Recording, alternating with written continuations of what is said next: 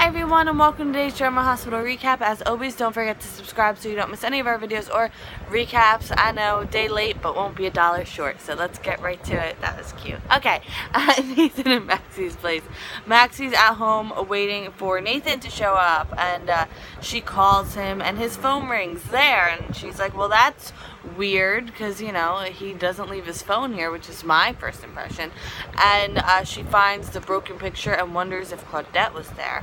So Maxie calls the station and he's not there either. So search for Nathan continues. At the hospital, Liz updates Griffin on a patient, and she feels like weird being in the hospital and always having to look over her shoulder. So she talks about Franco and how he helped her, and she asks Griffin's opinion on him, and he believes Franco's on the right side now. And, you know, she says she wants to see the best in him, and she's going on a date with him, and Griffin's like, oh, okay, I get why all your questions, because, like, being friends with someone and going on a date, like, that's a big step. So he asks if, like, she wants to feel reassured, and she says, I'm not sure anything can reassure me. So Amy tells Valerie that she saw Franco go into a patient's room with a flower and a concealed vial. So Valerie frisks him and she finds the vial. So he says he was just dropping off a statuette the patient made in art therapy, and he had picked the vial up and was going to throw it out. So Valerie asks Amy to check on Miss Prescott, and, like, guys, I think we've been overlooking a suspect. Amy. Like, she was off my radar, but I thought she might have been a potential victim, or maybe, you know. But, yeah, I think she could definitely be the killer. So Amy doubles down that his story doesn't make sense. No nurse would just leave a vial somewhere. No, it was dropped. Things get dropped. So Valerie tells him to pick up his flower and go. So Amy goes to check on a few more patients, and Maxie comes to the hospital looking for Nathan. She sees Amy, asks her about Nathan, and Amy's like, you have to talk to admitting, don't talk to me. So when Griffin comes around the corner, Amy makes this weird remark about him being closer to God than the rest of us. I'm like, that was kind of dark from Amy the gossip.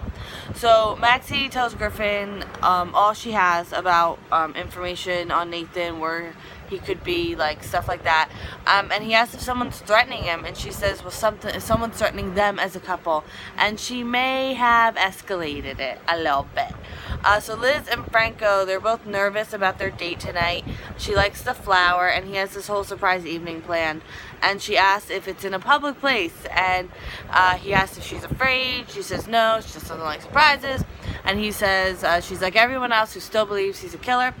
And speaking of killer, Miss Prescott has passed on from this world, and the monitors didn't go off.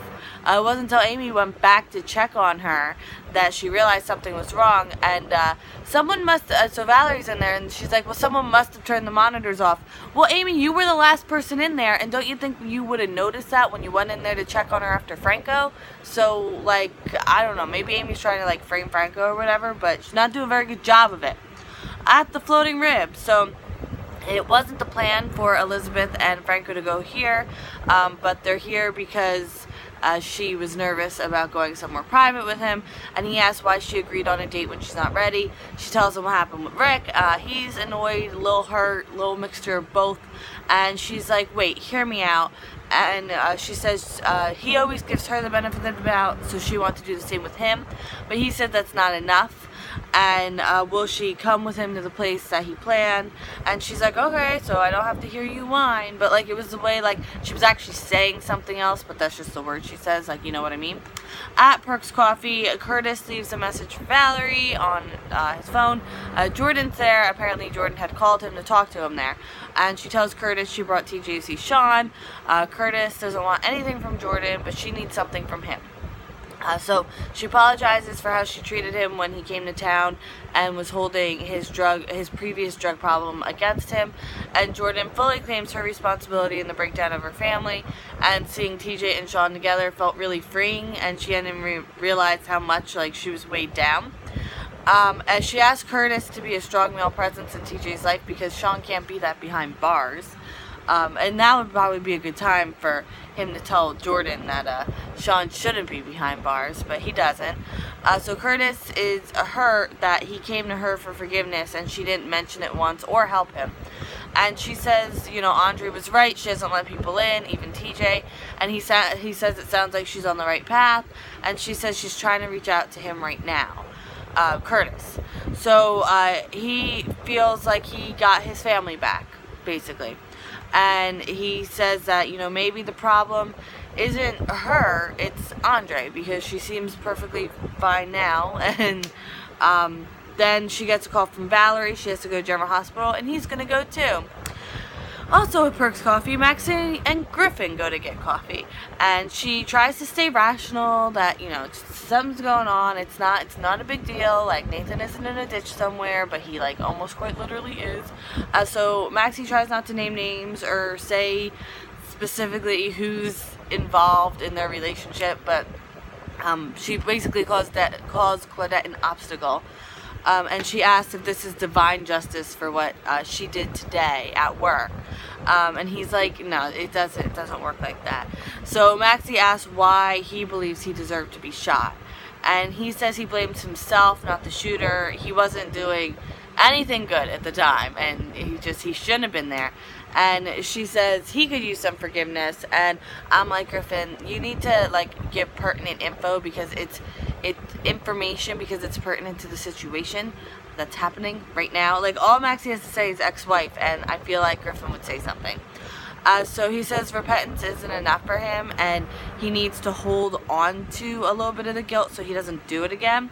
And she's sorry that he sees himself that way and not like she sees him. And I'm like, you know what? If Nathan strays, maybe we got someone good right here for Maxie. And on the road, I know you don't like where this is going. He's away from the priesthood right now. Yeah, but he makes a point of saying he's away from it right now. Okay, but he makes a big deal of how he's away from the priesthood, okay? Okay, but he's not officially back. I said maybe. Maybe. Would it be the worst thing? He's away from the priesthood. Together, but I don't feel like he's away from the priesthood. Well, he says he is, so I'm taking him at his word. Okay, on the road. It seems like Claudette and Nathan broke down. Oh my goodness, and Claudette turns her phone off. Why would she do that? Oh, because she tells him it died. So she insisted they take the road less taken.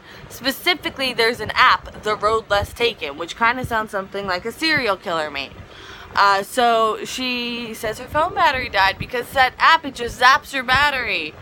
And he asks if this was her plan. He thinks it's suspicious that the car and her battery died at the same time.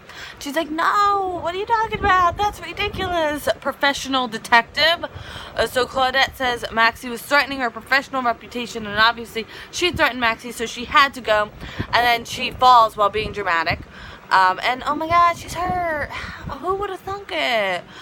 So apparently back in the day, she kind of like fell off a cliff. And he thought she was going to fall all the way, but her love for him kept her from falling, whatever. So he blames himself for her cheating, and she says she was too needy, and he's like, no, it was me, and he apologizes for everything, and there's a sound in the woods. So I'm like, take me out of all our miseries. So end scene. Maxie tells Griffin about her heart transplant when she was little. He says she needs to ease up on herself, and she tells him he needs to be as nice to himself as he is to her, and to get over it, to be quite blunt. Nathan gets in the car with Claudette. She's scared it's a bear, and she turns on the radio to scare the bear away, but it's their wedding song, and he says he listens to it all the time and has it on a playlist, and Claudette touches his hand, and I'm like, I can't with this right now. The lab gets the results done in record time, and Miss Prescott is positive for Daruthisol. I'm not a doctor, but it's that drug that everyone else died from. So Franco brings Elizabeth to an apartment of some kind. It's dark inside. She goes inside.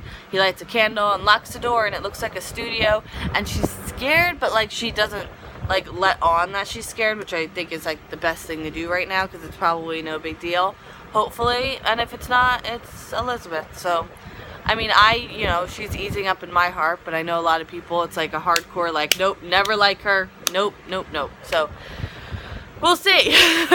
Alright, thank you so much for watching today's video. Don't forget to vote for Scene of the Week, and I will see you Monday for more German Hospital, and later today for Caturday. Gotta work on that video now because it was the baby's birthday yesterday, and I will see you later today and Monday for more German Hospital. I hope you have a great weekend. Bye!